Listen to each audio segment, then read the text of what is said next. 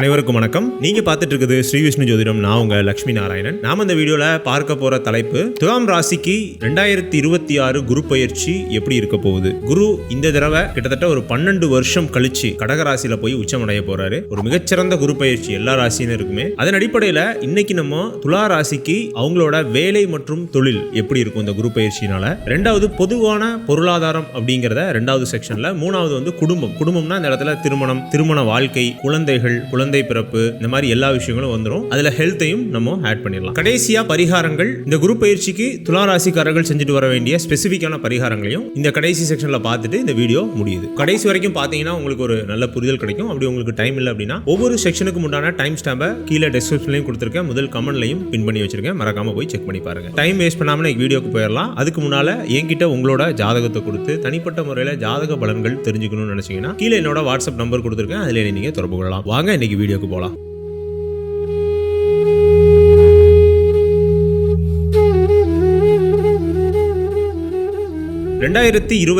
ஒரு இன்ட்ரெஸ்டிங்கான இயர். ஏன்னா இந்த வருட ஆரம்பத்திலேயே நமக்கு வந்து குரு பயிற்சி அப்படிங்கிறது வந்துருது. அதாவது ஜூன் மாசமே வந்துருது. இந்த வருட இறுதியில ராகு கேது பயிற்சி நடக்குது. இந்த ரெண்டுமே ஓரளவுக்கு சாதகமா இருக்கக்கூடிய ராசி அப்படிங்கிறது துலா ராசி தான். இயல்பாவே உங்க ராசிக்கு 6ஆம் இடத்துக்கு சனி பகவான் சஞ்சரிச்சிட்டு இருக்கிறாரு. அந்த சனி பகவானை இன்னும் மேலும் அதிக சுபத்துவப்படுத்துறதுக்கு குருவோட உச்சத்தன்மை அப்படிங்கிறது விளங்கும் இந்த குரு பயிற்சிக்கு அப்புறமா. சொன்னபடியே இந்த வருட குரு பயிற்சி 2/6/2026 அன்னைக்கு மிதுன ராசியிலிருந்து கடக ராசிக்கு குரு பகவான் பயிற்சியாக போறாரு. குரு உச்சம் போறார் 12 வருஷம் கழிச்சு. அது ஒரு நல்ல அமைப்பு. எல்லா ராசினருக்குமே நிறைய நல்லதுகள் நடக்கும். அதை பத்தின பொதுவான வீடியோ நம்ம குரு பயிற்சியை ஒட்டி நம்ம அப்லோட் பண்ணலாம். சரிங்களா? இந்த வீடியோல நம்ம ஆரம்பத்திலே சொன்னபடி துலா ராசிக்கு 10ஆம் இடத்துக்கு குரு வரார். பொதுவா ஒரு வார்த்தை சொல்லுவாங்க, 10ல குரு வந்தா பதவி பறிபோகும் அப்படின்னு சொல்லுவாங்க. அப்போ துலா ராசிக்கு பதவி பறிபோக போதா அல்லது வேலை ஏதோ மாற்றம் இருக்குமா, வேலை பறிபோக போதா அப்படின்னா இந்த 10ஆம் இடத்து குரு யார் வீட்டுல இருக்காரு? சந்திரனோட வீட்டுல இருக்காரு. அப்ப சந்திரனோட அம்சம் இந்த வருடம் நிறைய இருக்க போகுது உங்க வேலையில அப்படிங்கிறது இயல்பாவே தெரிய வருது. இந்த சந்திரனோட அம்சம் எப்படி இருக்கும் அப்படின்னா 15 நாள் ரொம்ப ஹாப்பியா இருப்பீங்க, 15 நாள் டவுன் ஆயிருவீங்க. புரியுதுங்களா?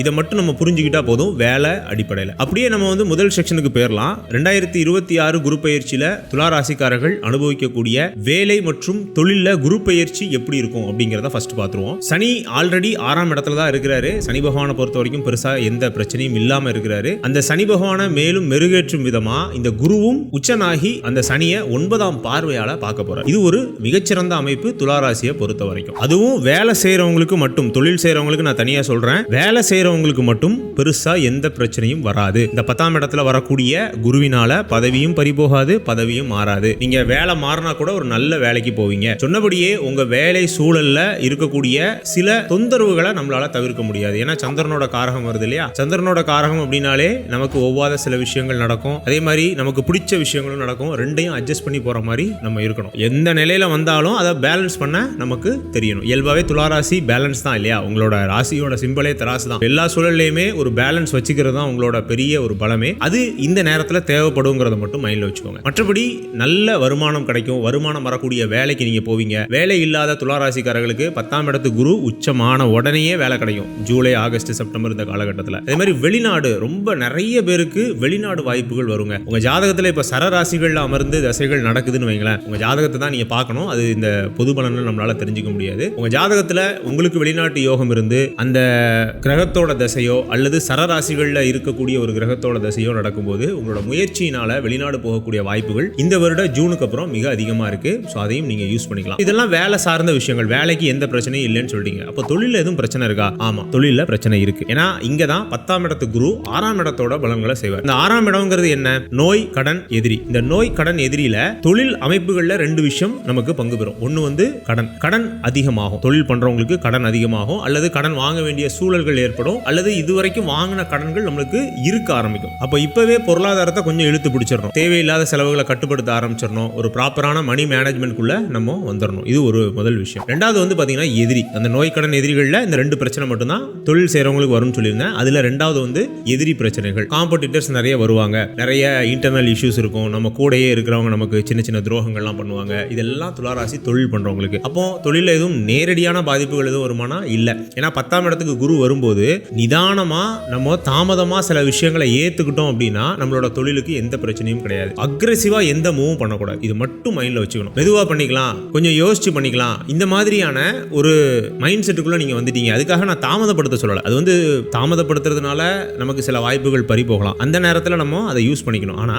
இயல்பா நம்ம ஒரு விஷயத்துக்கு டைம் இருக்கு, நம்ம உடனடியா எடுக்கணுங்கிற அவசியம் இல்லைன்னு சில விஷயங்கள் இருக்கும் இல்லையா தொழில்ல, அந்த மாதிரியான சில முடிவுகளை நம்ம கொஞ்சம் காலம் தாமதிச்சு எடுக்கலாம். புரியுதுங்களா? இப்போ நம்ம வந்து பிசினஸ் ஒரு உதாரணத்துக்கு ஸ்கேல் பண்ண போறோம், ஒரு பல கோடி ரூபாய் கொடுத்து மிஷினரிஸ் வாங்க வேண்டியிருக்கு. ஆனா சில லட்சங்களுக்கு நமக்கு அதை வாடகைக்கு வாங்கிட முடியும். எது அந்த நேரத்துக்கு பெஸ்ட் அப்படிங்கிறத நம்ம யோசிக்கணும். இது நான் ஒரு உதாரணத்துக்கு சொல்றேன். இந்த மாதிரி உங்க தொழில நம்ம எடுக்கக்கூடிய முடிவுகள்ல ஏதாவது ரெண்டாவது ஒரு ஆப்ஷன் இருக்கா, அதுல வேற எதுவும் நமக்கு வந்து பண்ண முடியுமா, ஒரு லாப நோக்கத்தோட பண்ண முடியுமா, இப்படிலாம் யோசிச்சு சில முடிவுகளை நம்ம அந்த 10ஆம் இடத்துக்கு குரு வரும்போது எடுக்கணும். இப்போ நீங்க சொல்றது எல்லாமே கொஞ்சம் அகைன்ஸ்டா தான் இருக்கு, நம்ம கவனமா தான் இருக்கணுமா அப்படின்னா அப்படி இல்ல. அதுதான் உங்களுக்கு இந்த 6ஆம் இடத்து சனி வந்து ஹெல்ப் பண்ணும். நோய் கடன் எதிரி இந்த மூணுமே இருந்தா கூட நமக்கு அந்த 6ஆம் இடத்து சனி அங்க ஆக்டிவேஷன்ல இருக்கிறாரு, நம்ம வந்து அவரை வச்சிருக்கோம் சரிங்களா. அப்போ அந்த பிரச்சனைகள் கிடையாது அப்படிங்கறதா விஷயம். இது எல்லாமே நார்மலா உங்களுக்கான படிப்பினைகளை கொடுத்துட்டு அமைதியா உங்களை ஒரு மோல்டு பண்ணி விட்டுட்டு போயிடும். அதனால கவலைப்பட வேண்டாம். அப்புறம் ரெண்டாவது செக்ஷன்ல என்ன பார்க்க போறோம், பொருளாதாரம். பொதுவான பொருளாதாரம் எப்படி இருக்கும்? பொருளாதாரம் தான் இந்த வருடம் ஹைலைட். ஏன்னா 2ஆம் இடத்துக்கு குருவோட பார்வை வந்துருது, 4ஆம் இடத்துக்கு குருவோட பார்வை,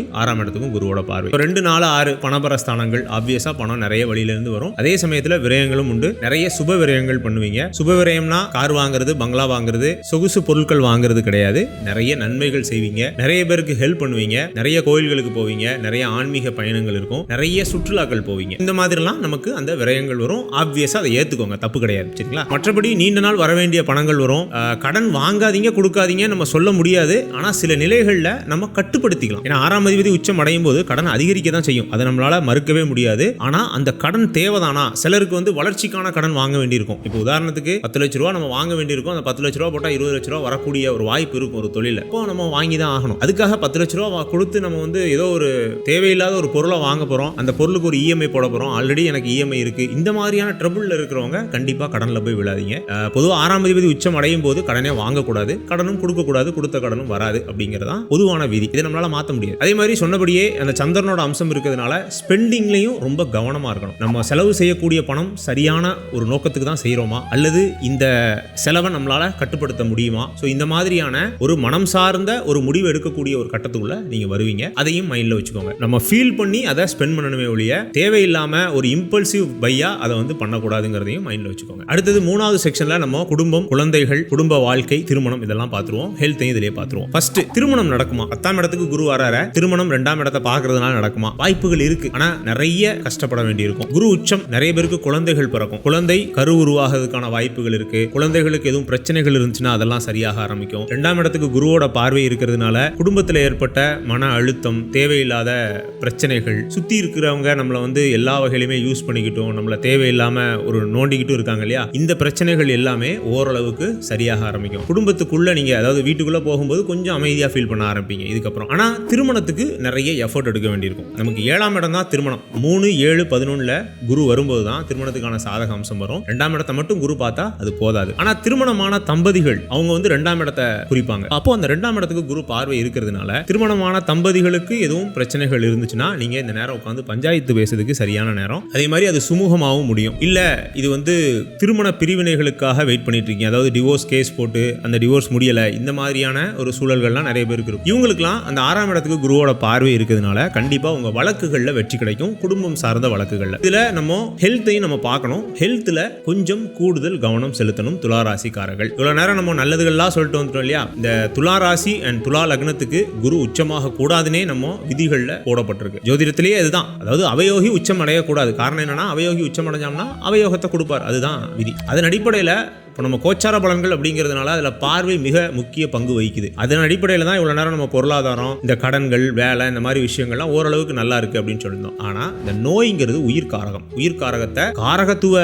அமைப்புகளில் தான் கிரகங்கள் கொடுக்கும். குருவோட காரகத்துவம் அப்படின்னாலே அது நமக்கு குழந்தை அல்லது நம்மளோட உடல்நலம், மனநலம் இதை குறிக்கக்கூடியது. கண்டிப்பாக உங்களோட உடல்நலம், மனநலத்தில் கூடுதல் அக்கறை எடுத்துக்கிறது நல்லது. தேவையில்லாத உணவுகள் வேண்டாம், தேவையில்லாத பழக்க வழக்கங்கள் இருந்துச்சுன்னா இப்போவே கொஞ்சம் கொஞ்சமாக கட்டுப்படுத்த ஆரம்பிச்சிருங்க. 6ஆம் இடத்துக்கு உச்ச குருவோட பார்வை இருக்கிறதுனால வயிறு சம்பந்தப்பட்ட பிரச்சனைகள், 6ஆம் இடம்ங்கிறது வயிறை குறிக்கும். அதே மாதிரி 12ஆம் இடத்துக்கு சனியோட பார்வை இருக்கு. அப்போ முட்டி வலி, கால் வலி, இந்த மாதிரியான பிரச்சனைகள், தூக்கமின்மை, இப்படிலாம் சில பிரச்சனைகள் வரும், மன அழுத்தம் வரும். கொஞ்சம் ஹெல்த்ல மட்டும் இந்த வருட குரு பயிற்சி கவனமா இருக்க வைக்கும். கடைசியா பரிகாரங்கள், இப்போ நம்ம சொன்ன இந்த விஷயங்கள் எல்லாமே நமக்கு ஓரளவுக்கு கிடைக்கணும். நல்லதுகள் நமக்கு கிடைக்கணும், கெட்டதுகள் வந்து கிடைக்க வேண்டாம். அதுக்கான பரிகாரங்கள் எதுவும் இருக்கா அப்படின்னா, முடிஞ்ச அளவுக்கு தான தர்மங்கள் பண்றது.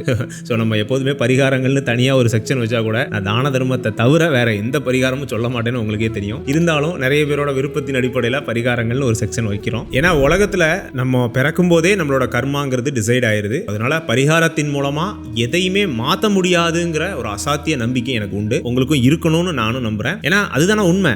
அதனாலதான் நம்ம பிறந்த தேதி நேரம்லாம் கேட்கிறோம். ஒரு ஜாதகத்தை கணிக்கணும்னா ஏன் பிறந்த தேதி நேரம் கேட்கிறோம்? அதுல இருந்து தான் நம்ம கர்மாவோட கணக்கை தெரிஞ்சுக்க முடியும். அப்படி கர்மாவோட கணக்கை மாத்திரதா இருந்தாதான் எல்லாருமே தப்பு செஞ்சுட்டு பரிகாரம் பண்ணிட்டு போயிருவாங்களே, புரியுதுங்களா? அதனாலதான் இந்த பரிகாரம்ங்கிறது பெரிய அளவுக்கு ஒர்க் ஆகாது. அதாவது இந்த விளக்கு போடுறது, அந்த பாத யாத்திரை போறது, இந்த இது பண்ணுங்க, அது பண்ணுங்க, இப்படி பண்ணுங்க, அப்படி பண்ணுங்க, அதெல்லாம் எதுவுமே இல்லை. அதெல்லாம் நம்மளோட மனசுக்கு நம்மளோட எனர்ஜியை அதிகப்படுத்துறதுக்காக. ஏன்னா ஒவ்வொருத்தரும் ஒவ்வொரு மாதிரி இருப்பாங்க. சில பேர் ஆரம்ப நிலையில இருப்பாங்க, சில பேர் இன்னசென்ஸா இருப்பாங்க. அவங்களுக்கு இந்த ஆன்மீக பரிகாரங்கள் சரியா வரும். ஆனா சில பேர் ரொம்ப அறிவுல ரொம்ப சிறந்தவங்களா இருப்பாங்க, அவங்களுக்கு கேள்வி கேட்க தோணும். அவங்களுக்கு இந்த பரிகாரங்களை நம்மளால சஜஸ்ட் பண்ண முடியாது. அதனாலதான் இது வந்து பொதுவான தளம். இந்த தளத்துல இந்த பரிகாரத்தை பண்ணுங்கிறது நிறைய விளைவுகளை ஏற்படுத்தும். அதனாலதான் இந்த பரிகாரங்கள் செக்ஷன்லயே நான் வெறும் தான தர்மம் மட்டும்தான் பண்ண சொல்லுவேன். ரெண்டாவது விஷயம் உங்க குலதெய்வ வழிபாடு. ஏன்னா நம்மளால ஆன்மீகம் இல்லாம நம்ம வாழ்க்கையை நம்ம கண்டிப்பா வாழ முடியாது. நமக்கு ஏதோ ஒரு நம்பிக்கை வேணும் இல்லையா? அது கடவுள் நம்பிக்கையா இருக்கட்டும், இல்ல இந்த பிரபஞ்சத்தின் மேல ஒரு நம்பிக்கை இருக்கட்டும், இல்ல நம்மளோட முன்னோர்கள் மேல நமக்கு ஒரு நம்பிக்கை இருக்கும். அவங்களால தானே நம்ம வந்தோம். அதை தான் நான் சொல்றேன். முன்னோர்களை நம்ம நம்பணும். அந்த முன்னோர்களை நம்புறதுக்கு குலதெய்வங்கள் நமக்கு அதுக்கான வழியை காமிச்சு விடும். இந்த ரெண்டு விஷயம் தான். ஒன்னு தான தர்மங்கள் பண்ணுங்க, ரெண்டாவது குலதெய்வத்தை வழிபட்டுவாங்க. மற்றபடி ஸ்பெஷல் பரிகாரங்கள் எதுவும் இந்த குரு பயிற்சிக்கு தேவையில்லை. அவ்வளவுதாங்க இந்த வீடியோ. இந்த வீடியோ பிடிச்சிருந்துச்சுன்னா லைக் பண்ணுங்க, இந்த வீடியோ பிடிக்கலன்னா டிஸ்லைக் பண்ணுங்க. இந்த வீடியோ தொடர்பான எதுவும் சந்தேகங்கள் உங்களுக்கு இருந்துச்சுன்னா கீழே கமெண்ட் செக்ஷன்ல கமெண்ட் பண்ணுங்க. என்கிட்ட உங்களோட ஜாதகத்தை கொடுத்து தனிப்பட்ட முறையில் ஜாதக பலன்கள் தெரிஞ்சுக்கணும்னு நினைச்சீங்கன்னா கீழே என்னோட வாட்ஸ்அப் நம்பர் கொடுத்திருக்கேன், அதிலே நீங்க தொடர்பு கொள்ளலாம். மீண்டும் இதே போன்ற ஒரு நல்ல வீடியோவில் நான் உங்களை சந்திக்கிறேன். அதுவரை உங்களிடமிருந்து விடைபெறுவது உங்கள் லட்சுமி நாராயணன். நன்றி, வணக்கம்.